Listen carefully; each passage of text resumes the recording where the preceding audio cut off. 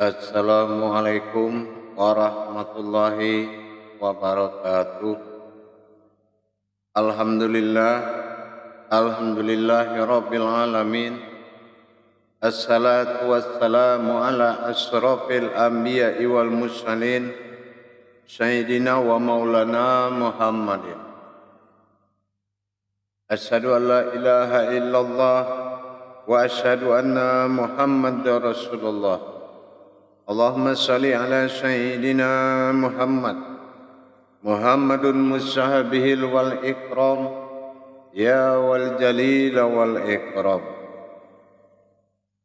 Allahumma salli wa sallim wa barik wa karim azana bil karim ihdinil lazi min jamalika wa innal lazi fin jalalika wa innahu bin kitabika. Ya wa tahirin wa mujahidina amma ba'du wa ibadallah wa ittaqullah. Alhamdulillah, bertemu lagi kita para hadirin, para pemirsa, para saudaraku semuanya, para seiman dalam rangka meningkatkan iman dan ibadah kita kepada Allah. Tentunya tidak luput daripada belajar. Bertemu lagi dengan saya, Guru Mursyid Syekh Nur Muhammad Buya Irwan Maulana Al-Khalidi, Sumatera Barat. Dalam channel kesayangan kita Buya Pasaman Timur, Majelis Dzikir Ma'rifatullah dalam rangka Tholabul Ilmi, di mana pada saat ini kita akan memberikan berbagi wawasan dan ilmu pengetahuan. Saling mengisi, saling asah, saling asuh. Itulah keikhlasan yang paling tinggi. Insyaallah pada kesempatan ini kita akan mengadakan muzakarah dalam rangka belajar dan mengajar pada grup yang disediakan oleh YouTube Buya Pasaman Timur sebagai fasilitas dalam rangka memperdalam ilmu amal ibadah kepada setiap umat. Bagi yang ingin mendapatkan pelajaran dan ingin memperdalam ilmu pengetahuan sesuai yang disiarkan di dalam YouTube Buya Pasaman Timur dalam rangka meningkatkan iman dan takwa, belajar tholabul ilmi, silakan menghubungi nomor yang ada di layar deskripsi YouTube. Silakan memasuki grup seleksi menuju grup baiat, setelah itu baru memasuki grup khusus belajar. Yang mana belajar ini ditayangkan dalam seminggu sekali. Untuk malam ini kita melakukan muzakarah dengan grup 6 dengan grup 7. Sekarang kita melakukan muzakarah dengan grup 7, insyaallah di bawah pimpinan Bapak Darman Bada. Insyaallah mudah-mudahan hasil muzakarahnya bisa menjadi suatu pedoman, bisa manfaat-manfaat yang bisa diambil untuk berfaedah kepada kita. Mudah-mudahan ada manfaat yang bisa menjadikan berkah buat kita. Insyaallah para jemaah sekalian, para hadirin, untuk tayangan muzakarah grup 7 insyaallah kita tayangkan malam ini, dan selamat menyaksikan. Assalamualaikum warahmatullahi wabarakatuh.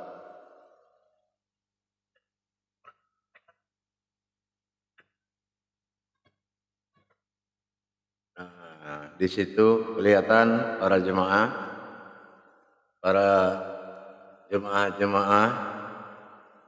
yang ada di grup 7, insyaallah, baik di monitor televisi, laptop, dan juga ada handphone di sini monitoringnya,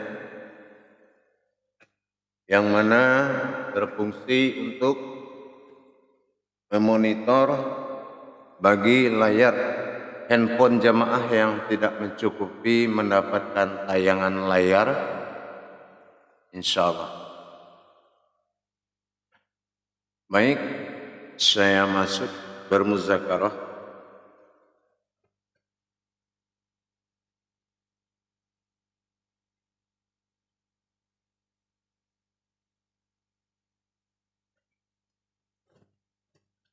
Nah, ini jamaah.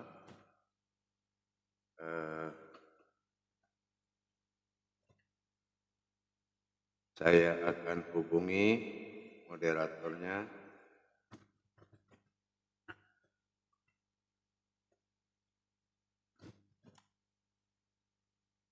Supaya moderatornya bisa mengendalikan.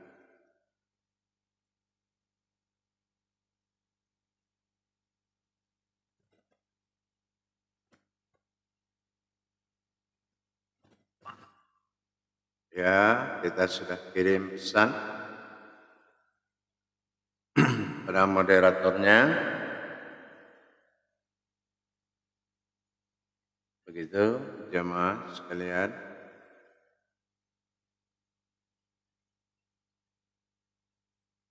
Nah, ini dia. Dahulukan itu kaji diri. Kan gitu, Pak. Ini lagi khalifahnya lagi muzakarah nih. Dari pelajaran lagi mengadakan pengarahan kepada jemaah-jemaah untuk pemahaman awal paling terakhir. Siraman-siraman dilakukan oleh khalifah Haji Muhammad Suhadi Al-Waliuddin. Karena yang grup 1 itu yang baru datang, itu yang baru masuk.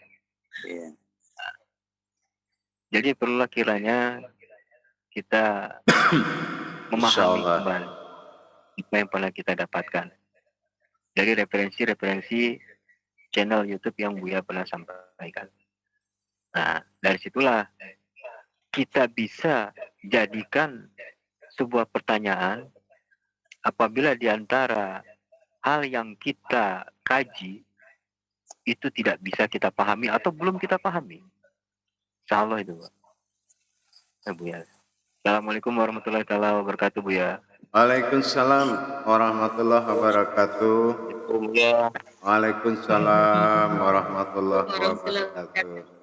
Assalamualaikum warahmatullahi wabarakatuh, Buya. Waalaikumsalam warahmatullahi wabarakatuh, Buya. Waalaikumsalam warahmatullahi taala wabarakatuh. Gimana, sehat semua jemaah? Alhamdulillah sehat ya. Baik. Tolong audionya. Egonya itu ya. Bukan itu audio di sana. Tolong Khalifah audio. Ya. Pak Zainuddin, sudah. Ali, Pak Darman. Ya, assalamualaikum warahmatullahi wabarakatuh. Waalaikumsalam warahmatullahi wabarakatuh. Alhamdulillahirabbil alamin. Assalatu wassalamu ala asyrafil anbiya'i wal mursalin sayyidina wa maulana Muhammadin. Asyhadu an la ilaha illallah wa asyhadu anna Muhammadar Rasulullah. Allahumma salli ala sayyidina Muhammadun musahabihil wal ikram ya wal jalil wal ikram. Allahumma salli wa sallim wa barik wa karim ahzana bil karim. Ihdinil lazi min jamalika wa innal lazi fin jalalika wa innahu fin kitabika. Ya ayyuhallazi ya jami'a rahimakumullah, amma ba'du. Alhamdulillah, malam ini kita panjatkan segala puji syukur kita kehadirat Allah dalam rangka muzakarah dalam tingkat hakikat sholat pada malam ini. Perlu kiranya kita melanjutkan wawasan demi wawasan. bersalam kita tidak akan pernah kita lupakan. Marilah sama-sama kita panjatkan kepada junjungan kita Nabi Allah, Nabi al-akhir zaman, Rasulullah Muhammad sallallahu alaihi wasallam. Atasnya, untuknya, kalimahnya dengan mengkalamkan Allahumma sholli ala Sayyidina Muhammad wa ala alihi Sayyidina Muhammad. Alhamdulillah para jemaah, yang mana di dalam rangka kita meningkatkan kualitas ibadah kita kepada Allah agar mencapai layak pada pantas. Layak dan pantas Allah hadiri solat seseorang kalau solat kita itu secara hakikat sudah mendekati memenuhi syarat. Bermakna Allah di dalam kalimat subhanallah bukan hanya suci di dalam bertaharah, tapi juga suci di dalam kesalahan sedikit pun, biarpun satu biji zarah pun kesalahan kita, baik secara syariat maupun secara hakikat, itu akan menjadi satu masalah. Kenapa? Maha suci, kalau sudah maha Allah pada kesuciannya, perhatiannya terhadap segala tindak tanduk dan perbuatan syariat dan hakikat kita itu juga disaringi oleh kesuciannya tadi. Bisa jadi kalau umpamanya hal kecil yang kita anggap bisa tidak menjadi masalah, bisa menjadi masalah bagi Allah. Kenapa? Allah itu berdiri dalam sifat kesucian bagi dia. Jadi artinya sampai ke tingkat kesalahan pun Allah juga mengandalkan kesuciannya. Makanya kita selalu bagaimana supaya persyaratan-persyaratan daripada kebenaran sebuah solat itu selalu menjadi wawasan yang harus tuntas. Wawasan yang harus tuntas, yang harus kita selesaikan. Baik perkara bergerak, baik perkara hakikat yang menggerakkan, baik secara hakikat daripada diri sampai pada batas hakikat daripada kodrat. Semuanya itu harus tuntas. Tidak maha pengasih dan maha penyayang Allah terhadap kebodohan dan kesalahan.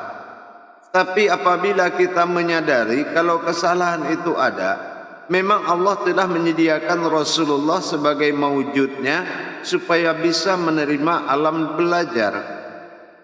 Allah juga membimbing kita dalam belajar. Coba kalau Allah tidak bimbing amalan yang kita amalkan, mana bisa sampai ada suatu gerakan, ada suatu rasa ke diri kita kalau tidak dibimbing oleh Allah. Kita belum banyak tahu tentang Tuhan, tapi banyak melihat orang sholat. Ini yang perkara yang harus kita selesaikan. Kita tidak punya ilmu, tidak punya pengalaman tentang Tuhan, tapi kita kepingin sholat. Ini juga harus kita selesaikan.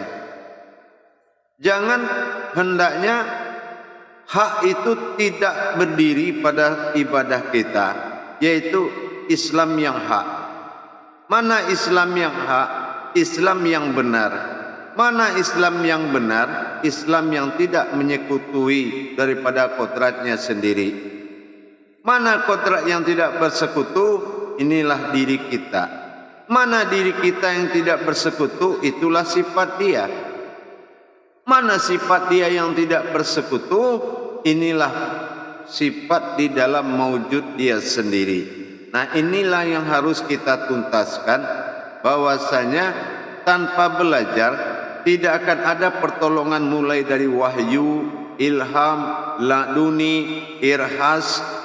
Itu tidak akan ada petunjuk buat kita kalau umpamanya kita tidak menuntaskan daripada pelajaran-pelajaran yang bersifat hakikat mutlak.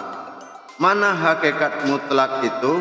Itulah ibadah yang sangat wajib kita lakukan, yaitu kodrat kembali kepada kodratnya sendiri.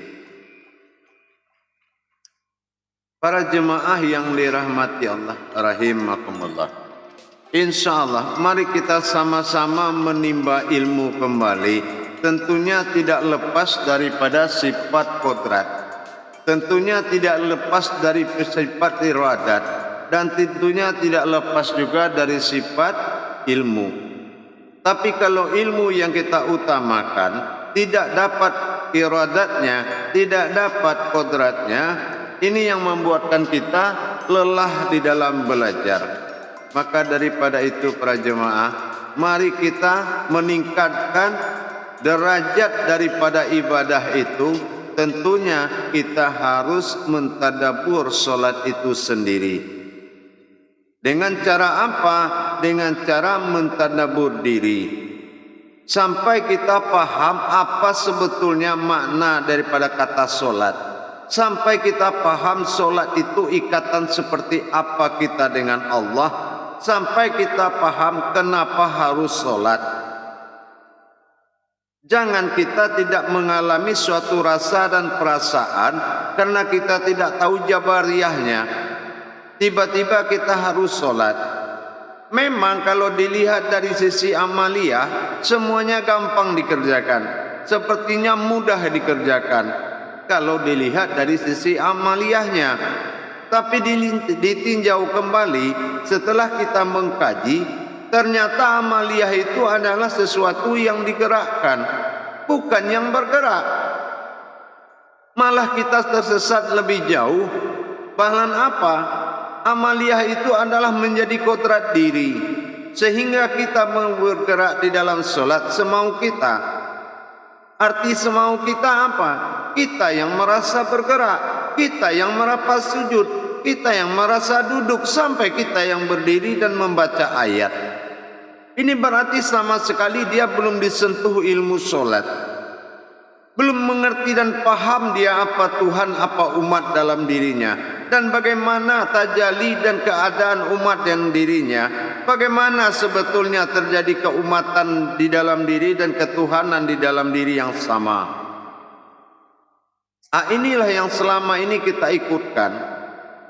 Katanya solat tepat waktu, tapi ternyata kita solat dikejar waktu. Apa dikejar waktu? Yang ada itu apa? Kita tuh menjadikan ibadah atau agama itu Tuhan, dan Tuhan menjadi sebutan. Ini yang menjadi masalah selama ini. Makanya nggak ada berkahnya. Sudah jelas syariat itu menunjukkan hakikat, wazahiru 'alal batin. Jelas zahir itu menunjukkan batin, berarti kalau tidak ada yang hakikat di dalam diri, tidak mungkin syariat itu bisa bergerak. Nah, sampai-sampai kita mengikuti yang bergerak, bukan mengikuti yang menggerakkan. Ini sudah jauh kita melenceng dari apa yang dimaksud oleh Allah. Diadakan oleh Allah af'al sifat bergerak, hayat menandakan hidupnya Allah dalam diri. Kita jadikan itu untuk kekuatan dalam amaliyah solat. Itu hanya pertanda bahwasanya af'al itu menunjukkan adalah gerak, tapi af'al itu juga berartikan hidup atau hayat. Makanya kalau tidak bergerak lagi, ada orang yang tidak hidup, yaitu mayat. Nah, sekarang udah jelas kita tantangan daripada yang dihidupkan ini adalah jasad, dan dia akan mati, maka kita jadikan dia imam solat kita. Kan sudah jauh kita itu melenceng dari apa yang dikatakan tauhid suhudiyah tadi. Bagaimana tauhid syahadah berhubungan langsung dengan Allah, ternyata kita pakai mobil yang bisa mati. Kita memakai kodrat yang bakal mati. Sementara yang kita hadapi adalah kodrat yang tidak ada bersifat mati. Karena kita tidak pernah mengkaji apa itu af'alullah, apa itu fi'ilullah. Fi'il adalah yang menggerakkan, af'al adalah yang bergerak. Ternyata kita mengikutkan yang bergerak, bukan mengikuti yang menggerakkan. Dari sini membuktikan bahwasan iqomat dia tidak benar. Kalau dia tahu iqomatnya benar, Allahu Akbar, itu kata siapa? Asyhadu an la ilaha illallah. Itu kata siapa? Ya kan? Apa yang kita pandang dalam kalimat itu? Asyhadu anna Muhammadar Rasulullah. Ya, apa yang kita pandang? Hayya 'alas shalah. Siapa yang salah? Hayya 'alal falah. Siapa yang 'alal falah? Otomatis kalau kita melihat daripada kodrat diri yang mendirikan iqimis salatana lizikri pada surat Taha 14, harusnya kita mengikuti yang menggerakkan solat. Kita harus merasakan kita yang digerakkan. Kenapa? Itulah rohani pada zatnya Allah yang bernama rohani, kodratnya daripada Muhammad. Berarti otomatis kita sudah dapat imam. Otomatis kita sudah dapat imam. Rasulullah sallallahu alaihi wasallam, kita mengikutkan fi'ilullah. Fi'il itu yang menggerakkan. Nah, itu sifatnya iqamatis shalah. Tetapi yang kita ikutkan selama ini siapa? Ifa'alus shalah, yang bisanya hanya bergerak saja. Itulah jasad. Ditambah dikendalikan oleh akal dan nafsu, tapi mengaku beribadah. Buktinya apa? Hayya 'alal falah. Mana bukti keberhasilanmu? Setelah kamu salat, lihat bukti dirimu sendiri. Apakah memang sudah ada wajah yang berkomunikasi dengan Allah itu? Apakah memang sudah ada diri yang berhadapan dengan Allah itu? Ternyata apa?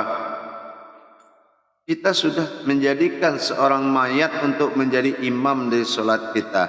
Artinya apa? Kita hanya bergerak tanpa merasa ada yang menggerakkan.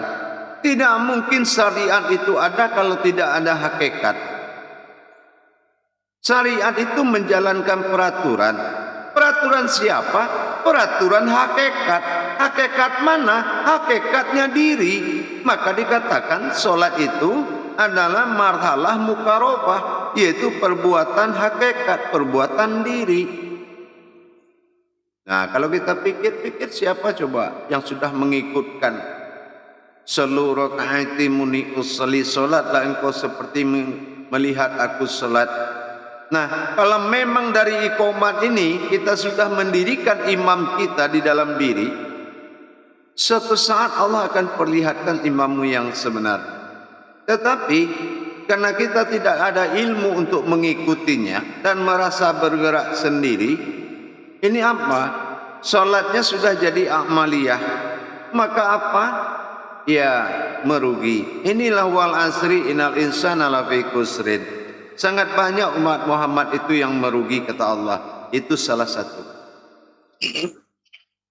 Jadi jangan dipikir pemahaman makrifat tidak bisa berpedoman kepada syariat.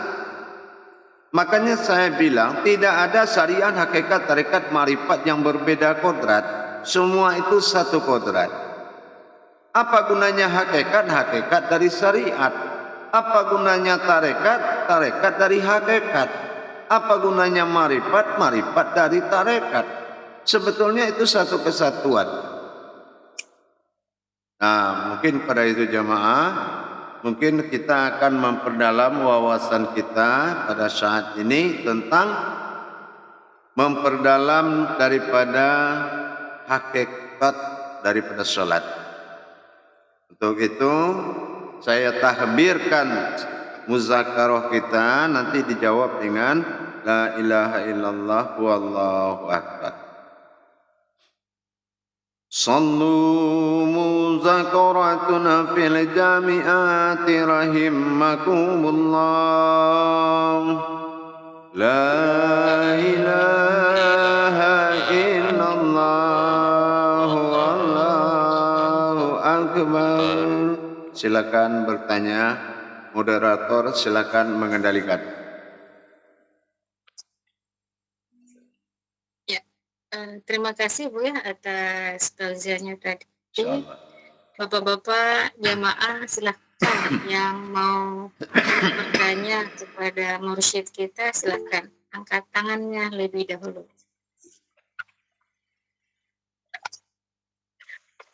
Ya, Pak Rudi Rustan. Assalamualaikum Bapak. Pak Rudi. warahmatullahi wabarakatuh Buya. Waalaikumsalam warahmatullahi wabarakatuh, Pak Rudi.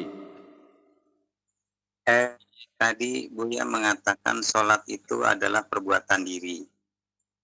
Nah, yang saya mau tanyakan, apa yang dimaksud dengan diri itu? Diri yang mana gitu maksud Buya? Mohon penjelasannya Buya. Assalamualaikum warahmatullahi wabarakatuh.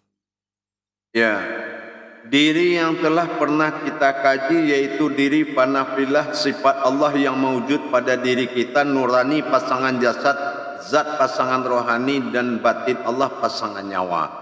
Hidup kodrat Muhammad berdiri, kodrat Adam dengan kodrat Muhammad bernapaskan batin Allah, itulah diri yang sebenar-benar diri. Tapi kalau tidak kodrat panafilah itu yang berdiri, jangan harap solat itu sampai kepada Allah. Dan itu pun masih banyak kekurangannya yang harus dilengkapi. Baru sebatas kodrat, belum bernama diri, sebelum mewujud daripada takbir pemisahan. Mana kodrat manusia yang ditinggalkan dan mana kodrat Allah yang dilanjutkan. Ini napis isbat daripada takbir. Paham Pak Rudi? Allah paham Bu ya. Ya. Berarti kalau begitu kita harus keluar dari diri kita ya Bu ya. Tidak ada kita Pak, saya tidak suka bahasa itu. Memang Bapak siapa? Oh, ya. Ya, kita harus bicara dengan sifat wujud dan mewujudnya Allah.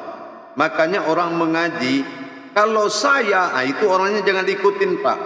Tapi kalau dia berskalam, wujudnya Allah pada sifat yang berada dalam kodrat zat Allah yang dikatakan sifat umat, nah itu baru kalamullah.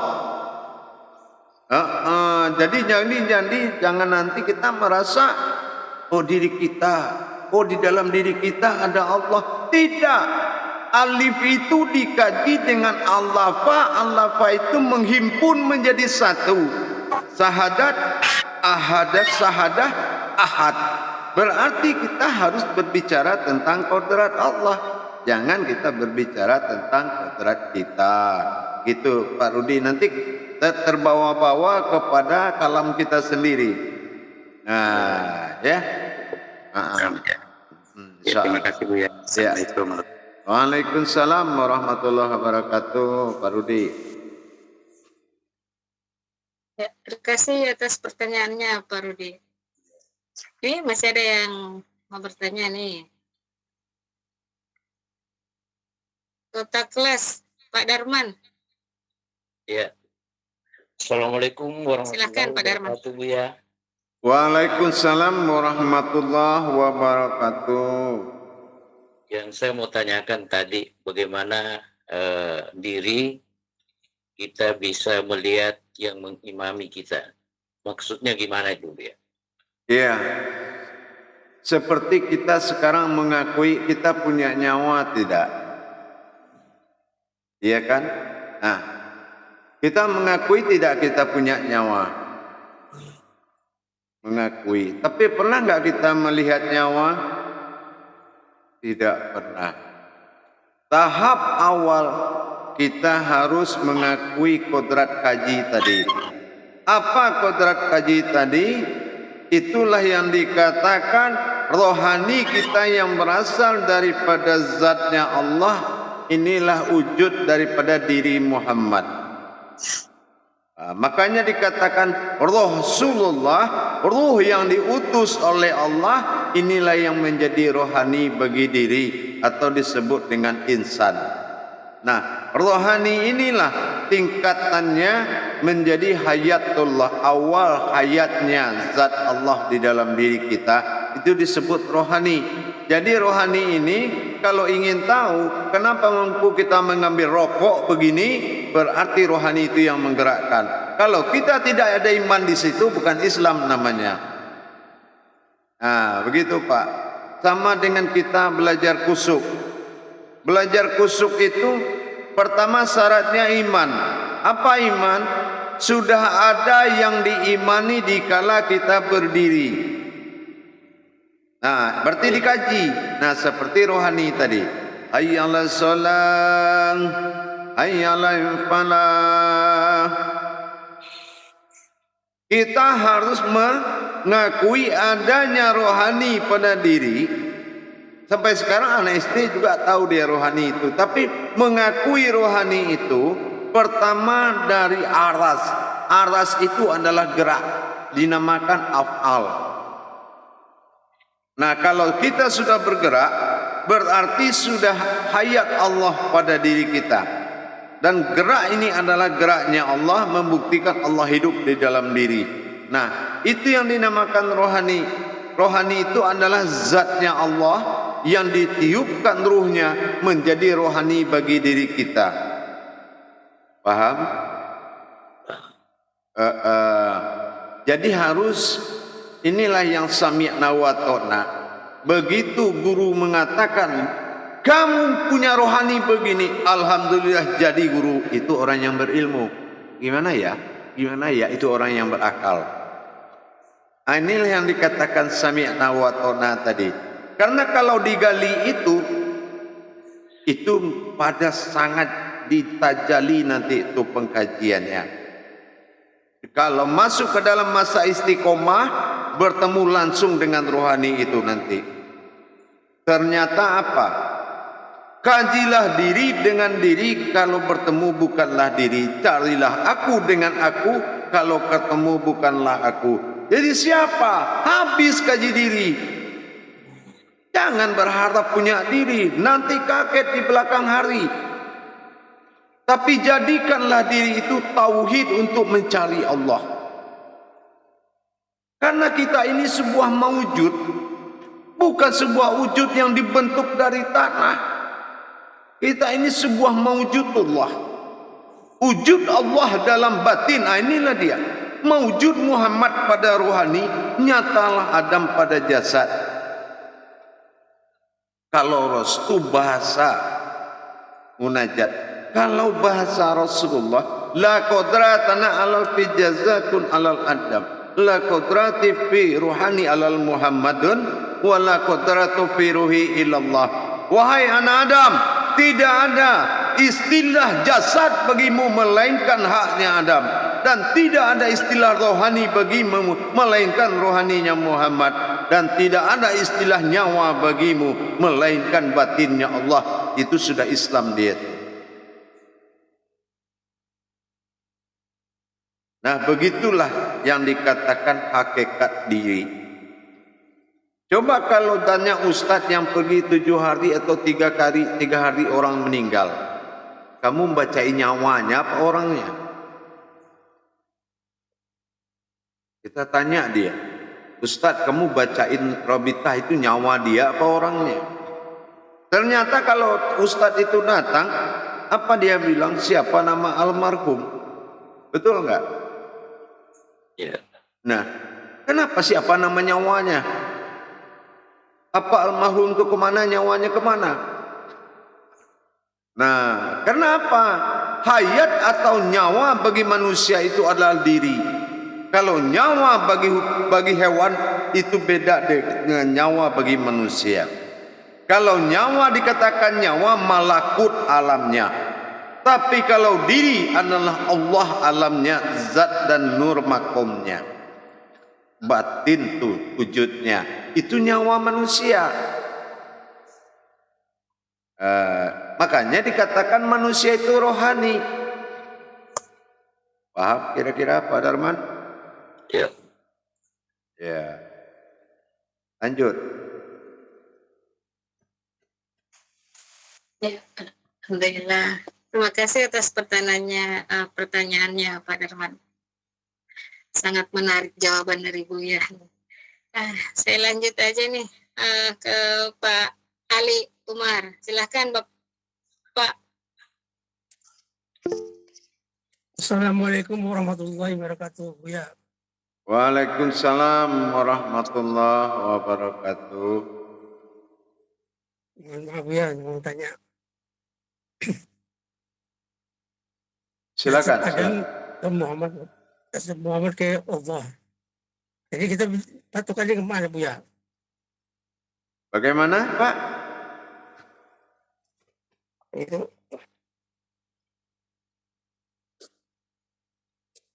batin Adam ke Muhammad, batin Muhammad ke Allah. Jadi di dalam sholat kita patokan ke situ apa Buya? Itu dalam kodrat, Pak. Maksudnya begini itu. Batin Adam adalah Muhammad, batin Muhammad adalah Allah. Artinya, batin Adam itu Muhammad, artinya Muhammad itu menyembunyikan Adam. Batin itu artinya katanya tersembunyi, menyembunyikan. Dan Muhammad menyembunyikan Allah. Nah, inilah yang dikatakan batin Muhammad adalah Allah. Nah, ini yang disebut juga Allahumma salli ala Sayyidina Muhammad. Aku Allah tapi ingin dipanggil oleh nama dengan Muhammad. Nah, berarti batin Adam adalah bersifat jasad, membungkus daripada rohani bernama Adam. Ya, apa yang dibungkusnya adalah rohani. Rohani kodratnya Muhammad. Maka yang dikatakan itu susunan kodrat. Namanya susunan batiniah. Gitu ya. Ini susunan batiniah. Jadi itu gunanya kita diciptakan oleh Allah kehidupan supaya kita bisa menyembunyikan dengan kehidupan kita kodrat yang tiga tadi. Kenapa? Bapak pernah lihat surat Al-Baqarah itu kalau ternyata iblis itu dilemparkan ke dunia gara-gara apa? Gara-gara tidak mau menyembah Adam. Kenapa tidak mau? Karena dia lihat Adam itu secara kemanusiaan. Dia tidak tahu siapa ada yang di dalam dirinya Adam. Ternyata Allah bersemayam di dalam dirinya Adam. Maka Allah lemparkan dia ke bumi ini. Nah, inilah yang dikatakan batinnya Adam, Adam Muhammad. Artinya Adam menyembunyikan Muhammad, Muhammad menyembunyikan Allah. Paham? Paham Pak. Nah, itu kodrat namanya. Ya Pak? Ya. Ya, insya Allah. Terima kasih Buya. Assalamualaikum warahmatullahi wabarakatuh. Waalaikumsalam warahmatullahi wabarakatuh. Silakan yang lain. Terima kasih Pak Ali atas pertanyaannya. Ini Ongki nih, silahkan Ongki bertanya. Assalamualaikum Buya. Yang lengkap sayang. Assalamualaikum warahmatullahi wabarakatuh Buya.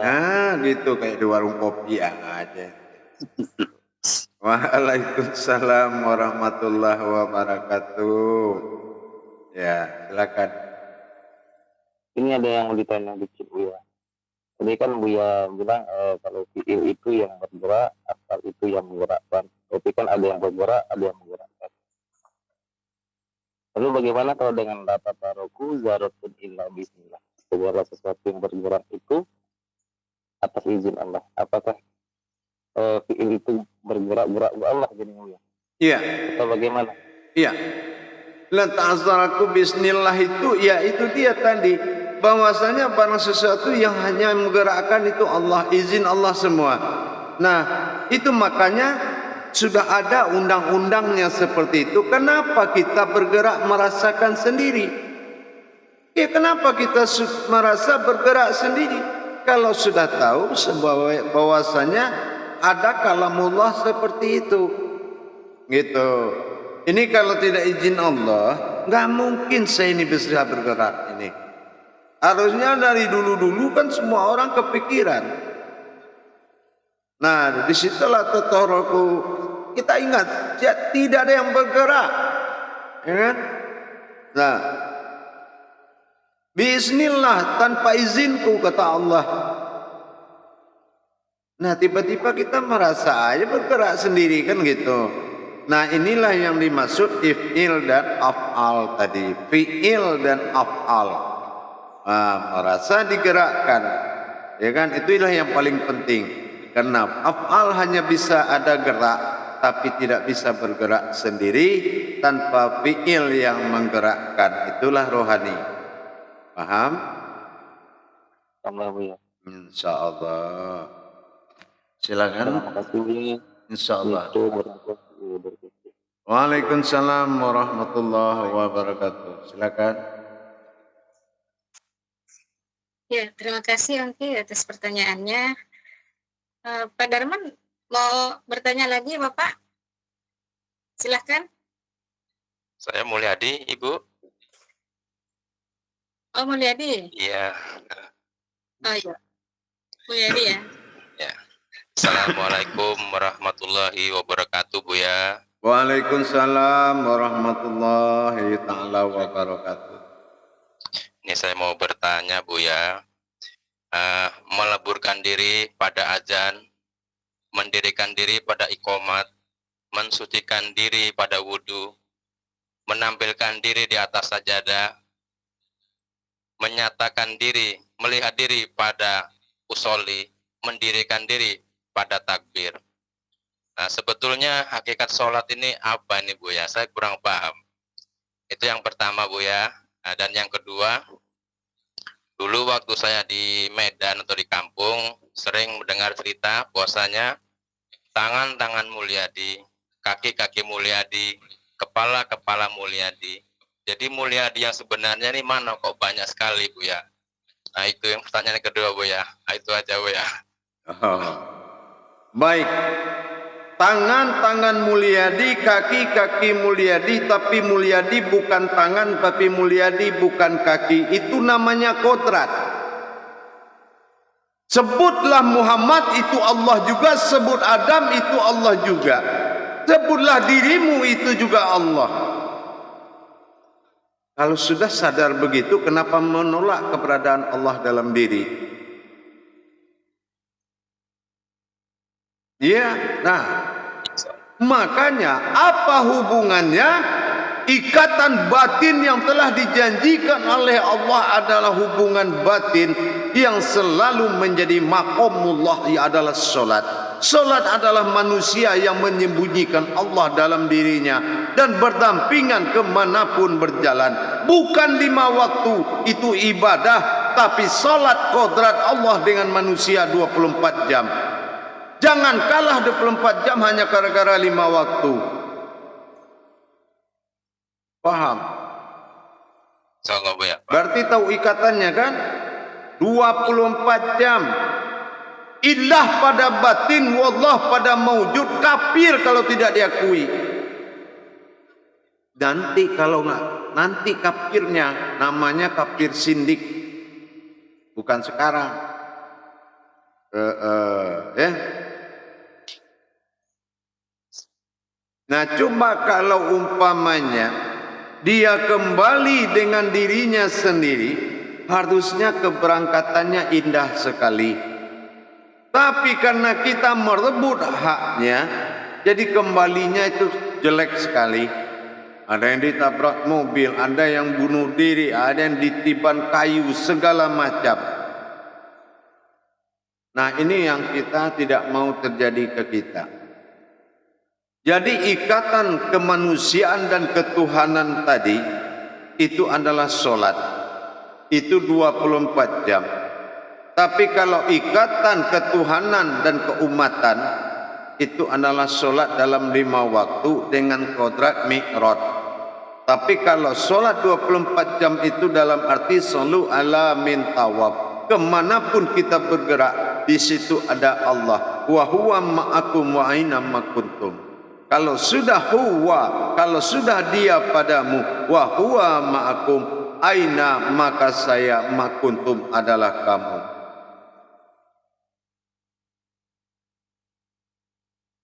Paham kira-kira Pak Mulyadi?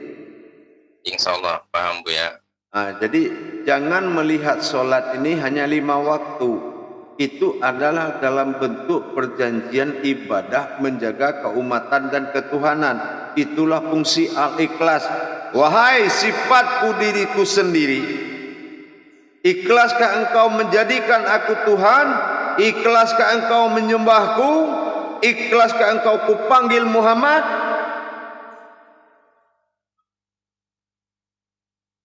Itu hanya aku yang berbicara dengan diriku sendiri. Itulah al-ikhlas. Itulah yang menjadikan solat itu ada. Terjadinya sifat Tuhan dan sifat diri, sifat umat bagi diri. Itu perjanjian Allah dengan dirinya sendiri. Paham kira-kira? Insyaallah. Insyaallah.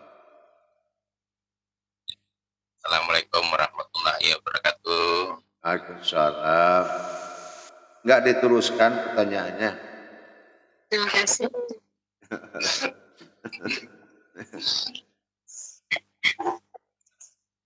Oke, gini Buya, sedikit lagi Buya. Pak Mulyadi Minta maaf, gimana? Buya kan enggak. nanya tuh. Silakan.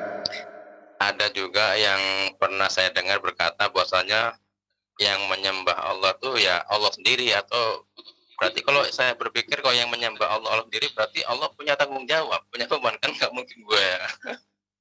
Jadi makanya kalau kita lewat dengar-dengar memang begitu Pak. Namanya kalau Jakarta bilang jiping, kaji masuk dari kuping gitu.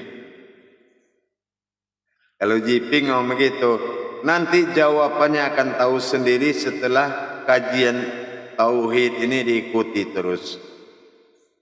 Kalau sekarang orang ahli-ahli marifat itu terlalu mudah mengambil satu kalam seperti itu. Ahli-ahli marifat itu. Tapi dia belum paham. Karena kaji tauhid belum pernah dialami sama dia. Nanti insya Allah kalau kaji tauhid ini berjalan terus dia akan paham. Paham kira-kira?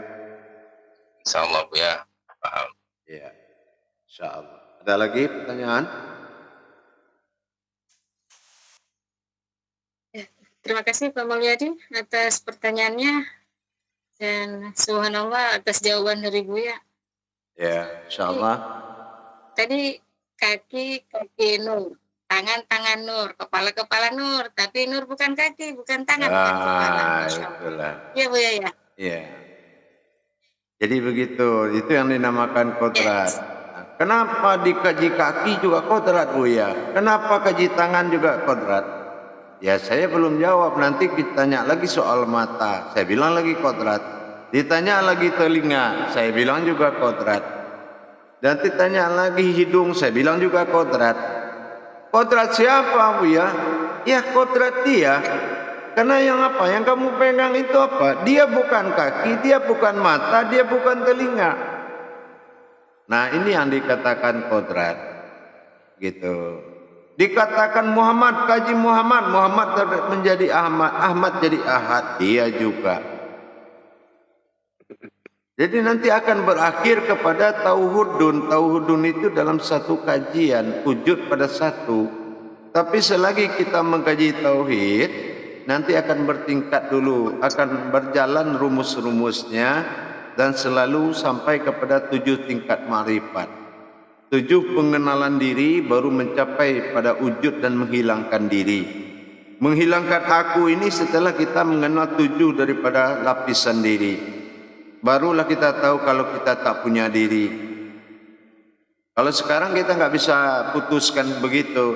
Kita harus jalani dulu. Kita harus alami dulu semuanya. Gitu. Pak Mulyadi ya, Pak Rudi. Ya, Iya, Buya. insyaallah. Baik, saya mundur dulu 10 menit aja. Ya, mungkin paham maksud saya kan? Nanti saya masuk lagi, baru kita kupas tuntas lagi nanti ya. Insyaallah Buya. Nah, insyaallah. Baik, Pak jemaah semuanya, saya istirahat 10 menit. Assalamualaikum warahmatullahi wabarakatuh. Waalaikumsalam. Warahmatullahi wabarakatuh.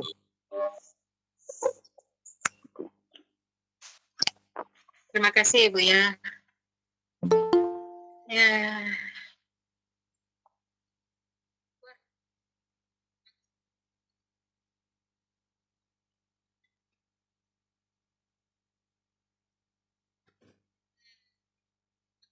Alhamdulillah para jemaah sekalian, saya lalu rohmi sebentar dengan jemaah tadi Alhamdulillah, mudah-mudahan Muzakaroh ini akan dilanjutkan.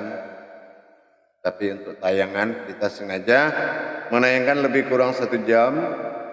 Itu menandakan kegiatan dari YouTube Buya Pasaman Timur dalam kepentingan umat dalam berkaji tauhid.